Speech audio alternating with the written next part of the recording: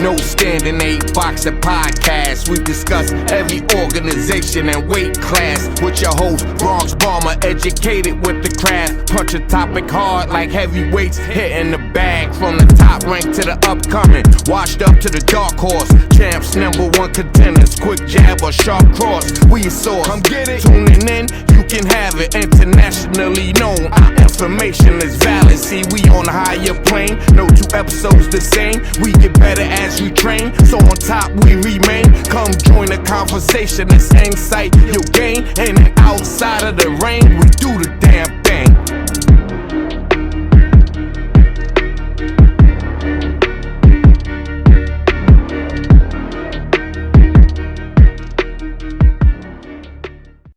All right, fight fans, welcome to another edition of No Stand 8 Boxing Talk. I am your host, the Bronx Bomber, and we got a lot to get into today.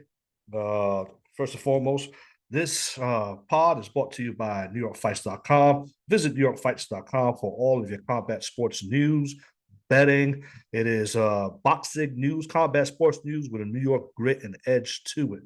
So follow me and all my other colleagues for all the news and all the articles of current fights, future fights, and historical pieces. So check this out. But today, we're going to talk about last night's fights. There was a lot of fights happening last night, all on various platforms. I think in total, it was like 4 cards. The Zone had 2. ESPN had a major card that started like at 6 p.m., went all the way out to midnight with like 11 fights. And that's the card that I will be focusing on, because that was the one that I covered on yesterday. If you want to read about the Zone fights, go ahead and visit New York Fights for full updates and recap of those fights. And also the same for the top rank card. My colleague Gail was on both cards, and she wrote some recaps on there. And she does a very, very good job of recapping these fights. So go ahead and check out New York Fights for that. But I want to talk about the top rank card. The top rank card had a lot of fights. I want to go to focus on a few. I was doing the round by round coverage for most of the fights, but I started to get a little heat for some of my comments on one particular fighter, on 2 particular fighters actually. But in particular, holds Henry Moncho Lebron from the super featherweight division. He fought last night against William Foster III, both undefeated. Somebody's old had to go, and William Foster III lost last night in a majority decision against Henry Moncho Lebron, who's also undefeated. And while it was a solid performance, I don't think it was an exceptional performance. And I said on Twitter after his performance that he was not ready to contend for a world title right now, or even a title eliminator. And his followers, his fans, because he has a huge following, he has a nice fan base, went on his defense, as they should. They follow him, and that's what fans are supposed to do.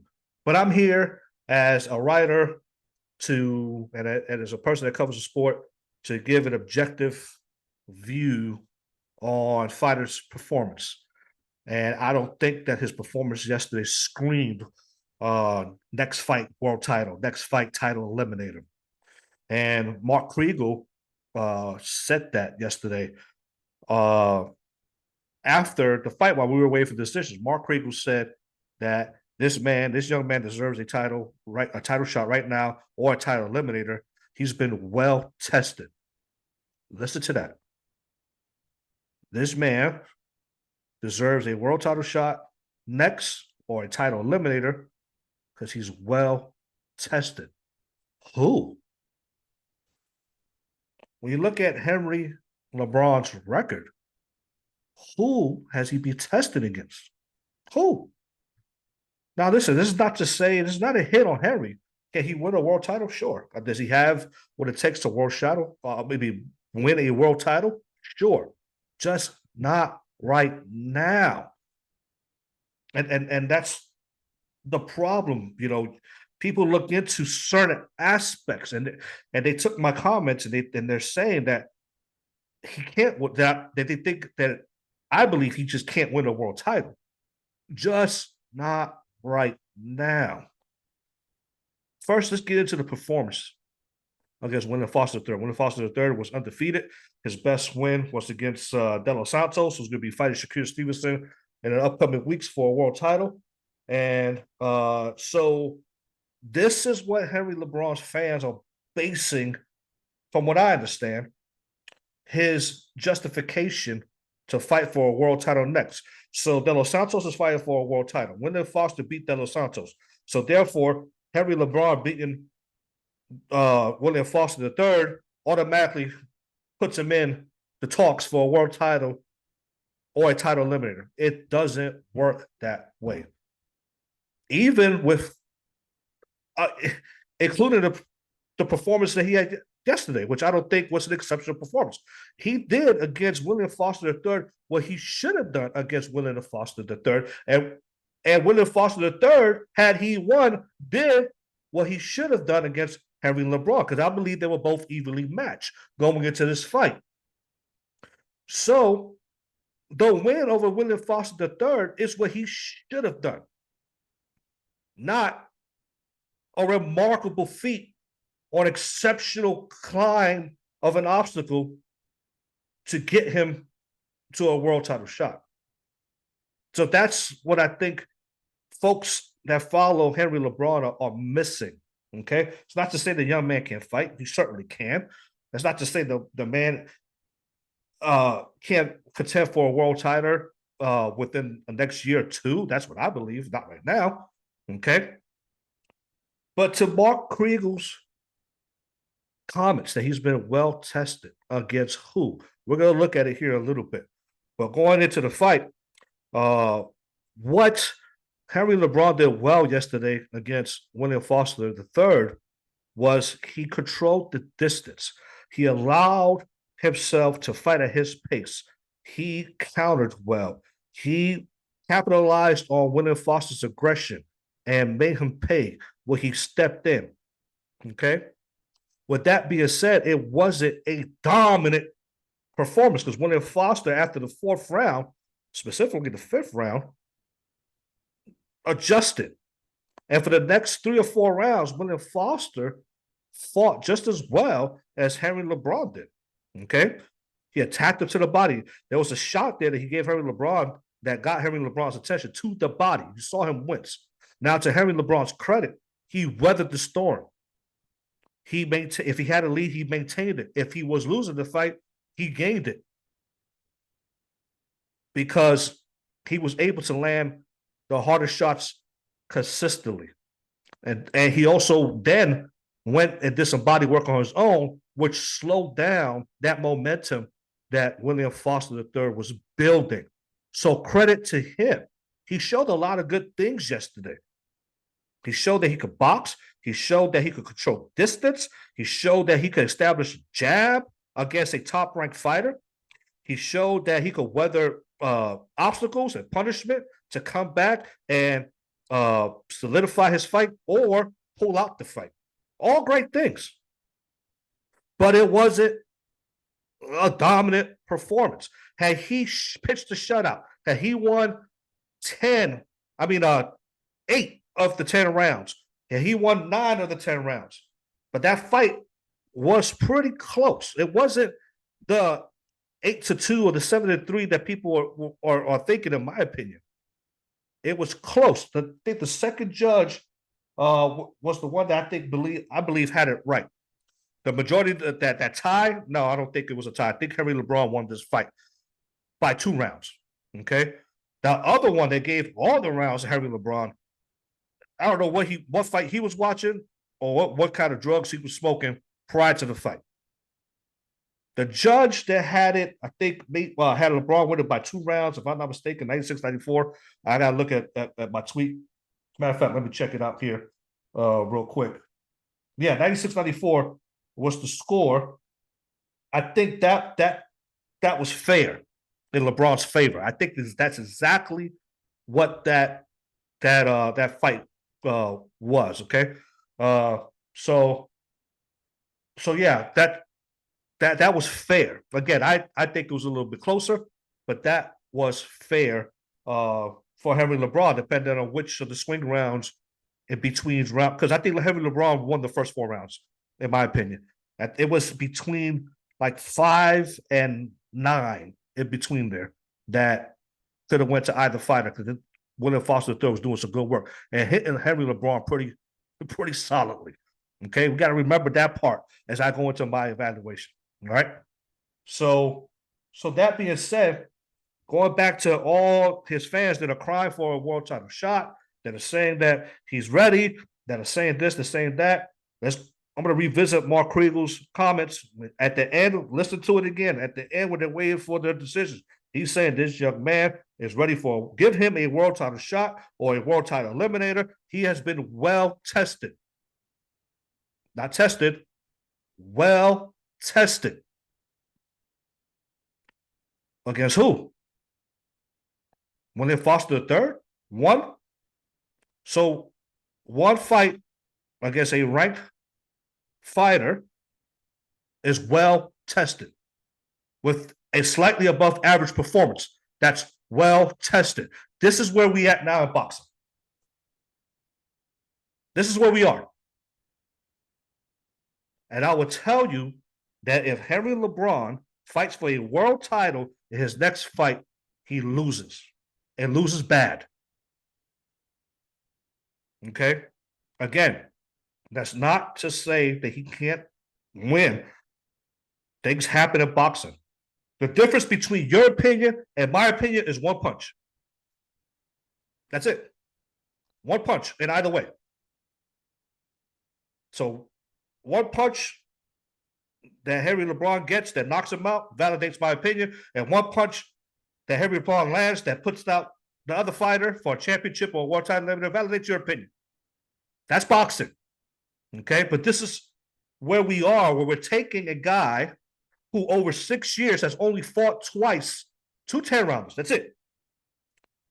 And fought his first ranked opponent in William Foster III, is ready for a world title shot or eliminator. In what world? In boxing 2023, that's where that happens. You got to be careful when people are pushing narratives. You got to watch the fights. You got to watch the fighters. So who was he well tested against? Because when I pull up Henry LeBron's record, well tested against who? Carlos Ramos, which was his last fight before William Foster III.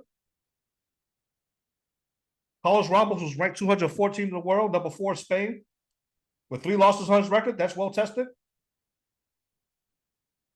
Before that, Andy Vences in an 8-rounder. That's well tested. Luis LeBron before that in another 8-rounder. That's well tested. He just started fighting 10 rounds. And he fought his first ranked opponent in William Foster III. That's well tested. That's world title shot material. He will get creamed if he fights for a world title right now. I'm telling y'all. That's not to say that I'm not rooting for him. That's not to say that I got any ill will towards to him. I'm not saying any of that. I'm just saying we got to take a realistic approach to this. I'm scrolling right here in the rankings. Okay. I got the super featherweight rankings right now. According to Mark Kriegel, he's ready for a world title shot or a title eliminator. Against who? My man, against who? I respect Mark Kriegel. He does well. And he certainly has a lot of knowledge, but I think he was a little off the mark yesterday. All right. Sometimes, we say things we wish we could retract, or maybe he really disbelieved it, but against who? Let's look at the champions before we even get to the ranked fighters. In the WBO, does he beat? I got boxing scenes rankings up right now for super featherweight. Henry LeBron in WBO is ranked number 8. In the IBF, he's ranked 10. He's not ranked in the WBA. And he's not ranked in the WBC. So let's take the IBF and the WBO. If he was to fight Emmanuel Navarrete in his next fight, you think he wins that fight? Do you think he wins that fight? I'm here to tell you no, man. He does not win that fight. I believe he gets KO'd. And Manuel Navarrete does things in that ring that you have to have experienced fighters have a hard time with. And a guy with 2 10-round fights in 6 careers, I mean a 6-year career, who fought one ranked fighter is going to beat Manuel Navarrete. Come on, man. Come on. No. IBF, Joseph Pordino. Does he beat him? Maybe. I don't think so. WBA, Hector Luis Garcia.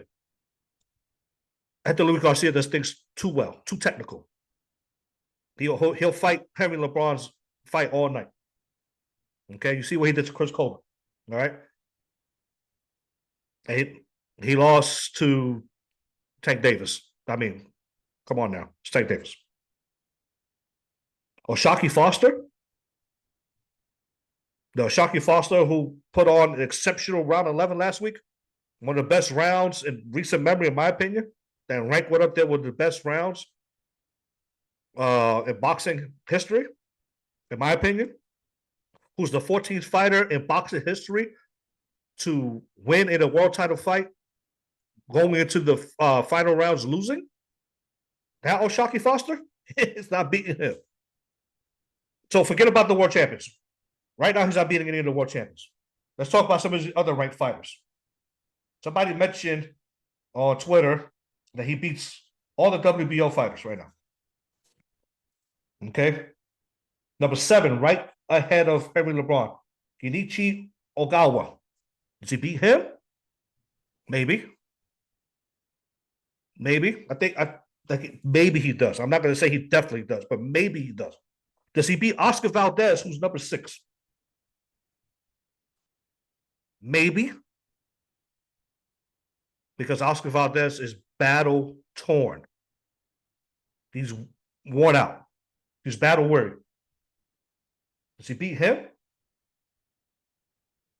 Oscar Valdez is going to put pressure on Henry LeBron that nobody else has put on Henry LeBron, and he's going to hit Henry LeBron a lot harder than William Foster III hit Henry LeBron. Y'all get Henry LeBron weather the storm. We don't know. That's what I'm saying. We don't. What have we seen? Who has he been up against? Who has he beaten? What obstacles has he overcome? What has he had to weather other than yesterday with William Foster III?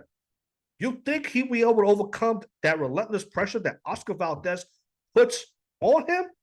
And do you think he has the firepower to stop that kind of pressure? I don't think he does. Abraham Nova, whose only loss is against Robeisy Ramirez.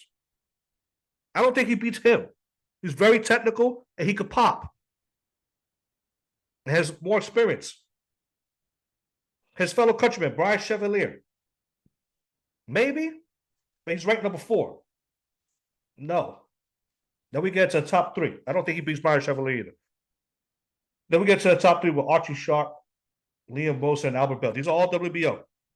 The number 1 contender is Albert Bell. He's too sharp. Now, Archie Sharp and Albert Bell can't punch their way out of a wet paper bag, but Albert Bell at least is too sharp. He's too technical. He's not going to fall in and do the things that William Foster III did. So the WBO is a wrap, in my opinion. Okay? All right. And the same goes for the WBC, WBA, and the IBF. Okay? So moving forward, what Henry LeBron needs is another fight against somebody like William Foster III or better before he contends for a world title. Throw me some names out there. Who do you think? Okay, I see one off the bat that I would love to see Henry LeBron in the ring against, and that's Chris Colbert. Let's make that fight happen. Let's see how he performs against Chris Colbert. All right, because while I'm not a fan of Chris Colbert, I think he will give Henry LeBron looks that Henry hasn't seen yet. Okay, with the slick boxing, the footwork, the movement, the speed, and the sharpness. Okay. Who else we got here? Robinson Concepcion. Yeah, let's put him against him. Robert Constantinos is ranked number 11 in the WBO and number 10 in the WBC. Let's put him against them before we even think about putting him in Oscar Valdez or Leigh Wood, who's ranked number 4. You think he beats Leigh Wood right now? You think he beats Leigh Wood right now, who's ranked number 4? No. No, no, and no. Lamont Roach, number 1. No. In the WBA. So who? Who? Mark Magsayo, number 6. In the WBC? Maybe. But let's put him in against guys like Chris Colbert first. Let's see how he does against him. Eduardo Hernandez. Some of these lower ranked guys before we start talking about title eliminators. The title eliminators will put you fighting the top 3 in the division. And he's not being in the top 3 in any of these top 3s in any of these divisions. So where are we getting this from? And why am I the bad guy? Because I say this, I point these things out. I'm rooting for the guy. I mean, he's a fellow countryman. I'm Puerto Rican. He's Puerto Rican. You know, Puerto Ricans, we're fanatical about our fighters. All right. So why would I want to see another strap around a Puerto Rican fighter? But we got to call it what it is. And we got to slow our roll just a tad. Puerto Rican fans are so thirsty for a champion that sometimes we forget that there's a process to this. And his development has been slow. We're just now getting to see a little bit of what's being put together when it comes to Harry Lebron. And I think he needs to work on some different things. All right. Defensively, yes. He got hit too easy by William Foster III. And he'll get hit really easy and a lot harder by some of these other ranked fighters. Okay. He has some decent footwork. He controlled the distance well, but I would like to see some more angles from him. Okay. He's not the fastest guy in the world. All right. He's a good counterpuncher. He does that very well. All right. But defensively, he gets hit too easily from you. And he doesn't have a killer instinct. When you start talking about contending for a world title and these stuff, you got to be able to turn on the kill switch. All right. But these are the things we haven't seen yet because he has not, contrary to popular opinion, been well tested. All right. So hopefully his team understands that. The matchmakers understand that, and they continue to match him. Don't let the years of experience and the undefeated record fool you into thinking that this guy is ready for a world title shot. I've never met him. I've never interviewed him. All right. I would love to interview him because this is not personal. This is what the fans, this is what we got to contend with, writers. We got to contend with what with fans' passion and love for their fighters, as opposed to us pointing out the reality of the situation. All right. So I wish him all the best moving forward. I hope that when they get him ready for his next fight, I don't want to see him in for a world title shot or a title eliminator. Not ready yet, in my opinion. Not ready yet. All right, moving on.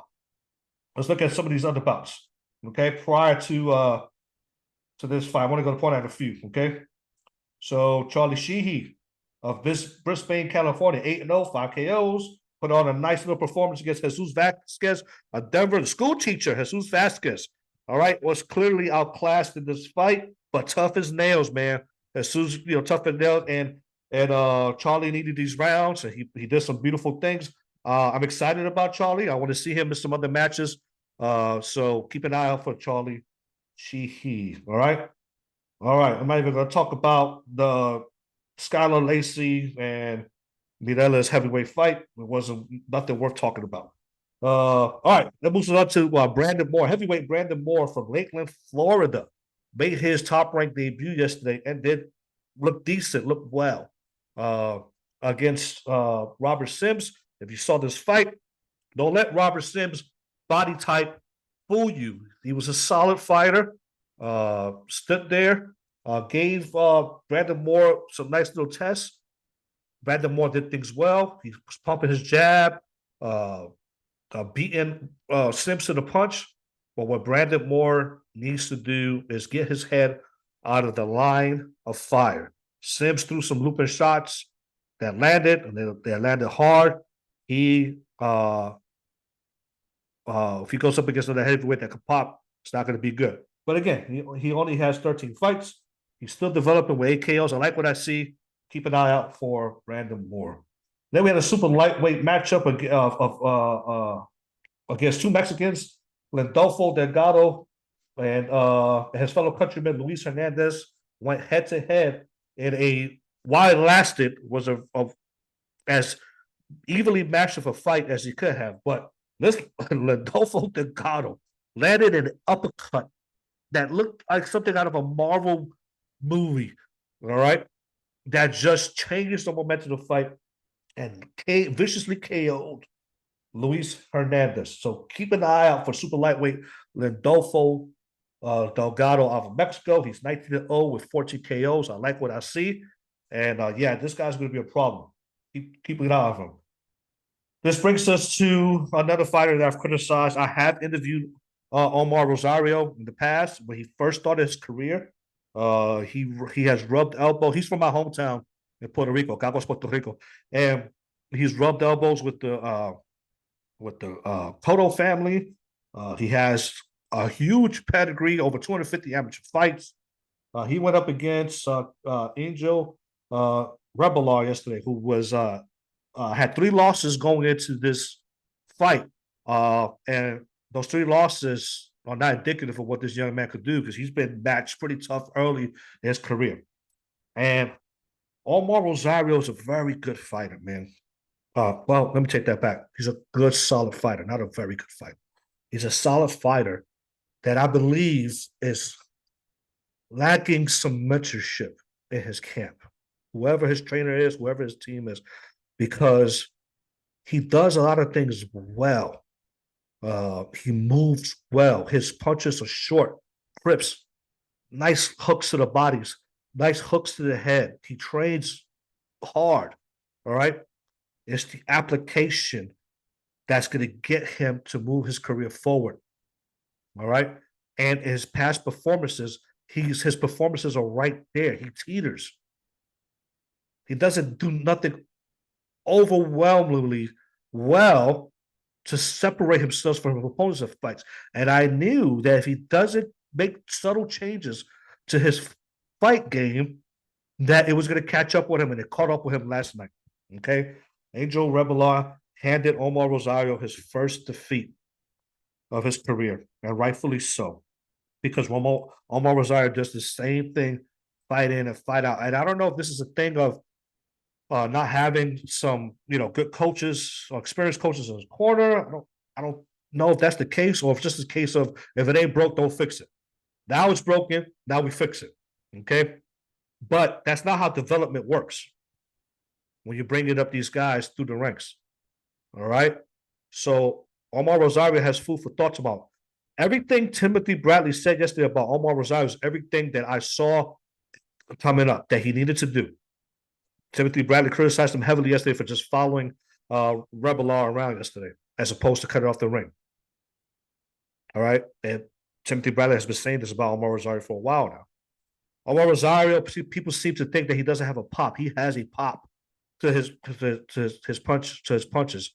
He only has 3 KOs in 11 fights, but that's not to say that he can't pop. It's just he's either always out of position or engaged in a shootout that doesn't allow him to really sit on those punches. But when he sits, Omar can hit. All right? Omar can hit. All right? So moving forward, he has to work on his footwork. He has to work on his defense. He gets hit too easily. That's Omar's problem. Doesn't move his head out of the line of fire. Stays in front. He's like give and take. I'll take some to give some. The problem is that he's not Tito Trinidad. He doesn't have that kind of power in his hands. He works off momentum. He works off an accumulation of punches. And when he really sits down those punches, he could do it. But you see that he sits. And when he sits, he gets countered too easily. All right? Whoever is coaching him needs to understand that Omar doesn't work that way and has to do things moving forward to fix that. Can he bounce back from this? I think he has the skill set, the pedigree to do so. And like Henry, I'm rooting for them. I think they have what it takes. They just need to do something to elevate that. And I don't know what that is. I don't know his camp intimate enough to say that he needs a coaching change. Neither one of these fighters. Okay. I don't know. But we do know that something needs to change in order for them, as they start to creep up in the rankings, be able to compete at the top levels. All right. We already talked about Henry LeBron, and then that brought us to the main event. No, I'm sorry. That brings us to Raymond Mutataya versus Diego Torres. All right, in a fight that we all knew was gonna end in a knockout. But Raymond Murataya's performance was exceptional. Exceptional. Okay. That's a guy. You want to talk about Henry LeBron and who's ready for a world title, who ain't ready for a world title? That's a guy who's ready for a world title shot right now. Okay. When your coach, and his coach is Robert Garcia, the legendary Robert Garcia, without hesitation says, yeah, he's ready right now. That's a guy that's ready for right now. Timothy Bradley went out to even say that he'll beat Keyshawn Davis. Okay. Yes, he will. Mutataya is going to be a problem in his division. All right. He is a problem. And yes, he is ready to do a title eliminator or contend for a title right now because that performance yesterday was exceptional. All right. He boxed, he moved, he used angles, he hit Torres to the head of the body in multiple ways, hard shots that eventually caught up and he KO'd Torres. I want to say the sixth round last night, 8 rounds. Okay. 8 rounds. So that's a guy. Look at that performance. Then look at Henry LeBron's performance. Okay. They were back to back. Go back today. If you got Hulu like I do, ESPN Plus, go back and watch those two fights. And you tell me which performance is worthy of a world title shot right now. Okay? That dude's a problem. Raymond Mutataya, look out for him. He is a world champion within the next year. Next year. I'm not even gonna say 2. Then that brought us to our heavyweight fight of F.A. Ajagba versus Goodall. And it was what it was while it lasted. F.A. Ajagba did some good things and knocked Goodall out. And then the question lies is got to laugh. You got to laugh at some of this thing because if not, you will go crazy. All right. Is he Zhili Zhang his next opponent? No. Not only does Zhili Zhang win this fight, I think he absolutely destroys F.A. Ajagba to the point where it's sometimes a fighter can lose a fight so badly that they can't recover from. They're career enders. All right. They're career enders. Psychologically, physically, these guys are not the same. All right. Okay. Like Moncho Taylor is an example. Okay. Man, his name eludes me. Oscar Valdez wins against his fellow Mexican. And let me look it up real quick. That guy's not the same after that beating. Miguel Burchell, it just came to me. Against Miguel Burchell. Miguel Burchell has not been the same after that beat there on the hands of Oscar Valdez. And that's exactly what's going to happen to F.A. Ajagba if he fights Zhili Zhang. It'll be over. Zhili Zhang is just too experienced. All right. So who can F.A. Ajagba realistically fight next? And to where it's not a doggone murder. Okay. How about Otto Wallin? Put him in against him. Okay. Maybe Philip Herjokovic, Joseph Parker, Dillian White, these guys, okay? Put him against those guys first. And see how he does before he's not even ready for Jared Anderson, I don't think. All right. So definitely not Deontay Wilder. Maybe Andy Ruiz, maybe. But Andy Ruiz is too slick, too fast for F.A. Ajagba. So moving forward, I think we should start to match him with some of these lower tier heavyweights in the rankings. F.A. Ajagba is ranked, let me see. He's ranked 13 in the IBF. and 7 in the WBC, which will put him up. The very next ranking is Jared Anderson, Andy Ruiz, Frank Sanchez, and then Josh was number 2 and Wilder's number 1. So I don't know. There it goes. Oh well, screw it. Put him against Zhang. Put him against Zhang. All right, let's see what happens. Put Henry LeBron in against right now against any of these fighters. Let's see what happens. Since we're calling for these unrealistic, astronomical out-of-reach fights, I don't know what's happening, man. I don't know. Mark my words. I'm telling you, man. I've been about boxing a long time, and it's not to say that I'm right. It's not to say that anything can't happen. It's definitely the theater of the unexpected. That's what boxing is. Again, I'll say the only difference between your opinion and my opinion is always one punch. So, with that being said, I'm going to wrap this session up, folks. Continue to follow me on Twitter. Follow me on TikTok at No Standing 8 Boxing. Follow me on YouTube at No Standing 8 Boxing Talk. On Instagram, it's the Bronx Bomber. For all my takes on boxing, let me know what you think in the comments. And read NewYorkFights.com. I'll talk to you folks later. Thank you. Don't forget to like and subscribe. All right. And that's all I ask. Okay. It doesn't cost you a thing to hit that like button, to hit that subscribe button. Right. I appreciate all my followers and all my listeners. Peace. Till next time. No Standing 8 Boxing Podcast. We discuss every organization and weight class with your host, Bronx Bomber, educated with the craft.